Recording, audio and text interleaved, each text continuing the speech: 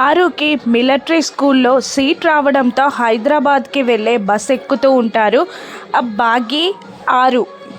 Saraswati వార్డెన్కి bye చెప్పి send off ఇచ్చి అక్కడ నుండి బస్లో బయలుదేరుతారు ఆరు బాగి.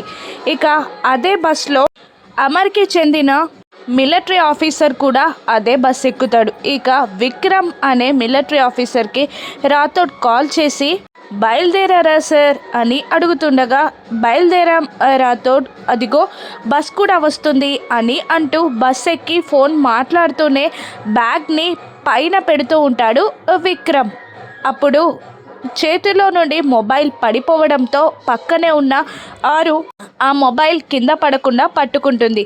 విక్రమ్తో, మీరు బ్యాగ్ పైన పెట్టండి, మీ ఫోన్ నేను పట్టుకుంటాను అని అంటూ ఫోన్ పట్టుకుంటుంది.